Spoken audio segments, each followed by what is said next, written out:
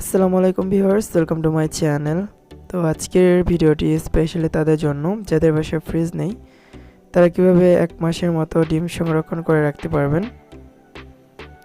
তো চলুন আর দেরি না করে ভিডিও শুরু করা যাক। তো এই বিষয়ে আমি দুটি টিপস শেয়ার করব। প্রথম টিপসটির জন্য লাগবে যা যা তা আমি প্রথমে বলে নিচ্ছি।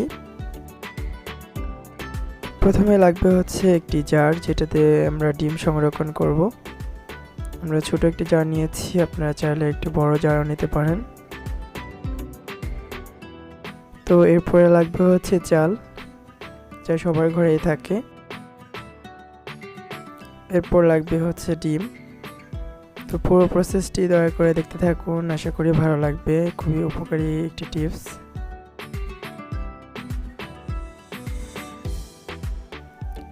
এখন প্রসেসগুলো আমি এক এক করে বলে দিচ্ছি। ফার্স্টে যে জারটা আমরা নিয়েছিলাম সেই জারের ভিতর চালগুলোকে ঢেলে দিয়ে একদম হাতের সাহায্যে সমান করে দিতে হবে। দেখতে পাচ্ছেন কিভাবে সমান করা হচ্ছে। এরপরে যতগুলো ডিম আপনি সংরক্ষণ করতে চান, এভাবে এক এক করে একটু দূরে দূরে রাখতে হবে এবং চালের ভিতর বসিয়ে দিতে হবে, যাতে ডিমটা অর্ধেক চালের ভিতরে ঢুকানো থাকে।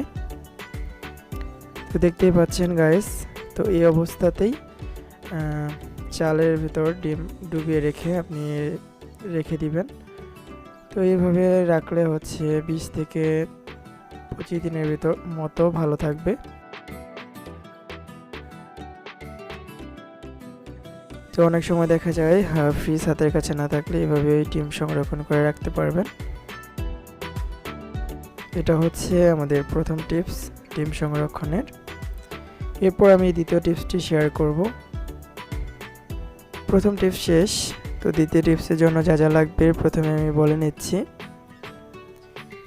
একটি জার লাগবে, যেটার ভিতর ডিম সংরক্ষণ করে রাখতে হবে।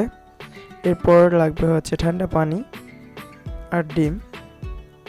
তো প্রথমে হচ্ছে যে জারটার ভিতর আপনি ডিম সংরক্ষণ করতে চান সেই জারের ভিতর হচ্ছে পানি দিতে হবে। এই তো একদম টিউবওয়েলের ঠান্ডা পানি এখানে দিয়ে দিল। দেন হচ্ছে এই ডিমগুলোকে এক এক করে এই পানির ভিতর ডুবিয়ে রাখতে হবে। এই তো দেখতে পাচ্ছেন ভিডিওটিতে যে কিভাবে ডিমগুলো দেওয়া হচ্ছে।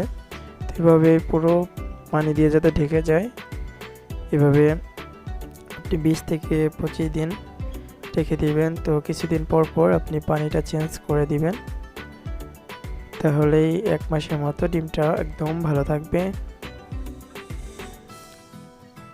তো আজকের ভিডিওটিতে দুটি টিপস শেয়ার করলাম ডিম সংরক্ষণের।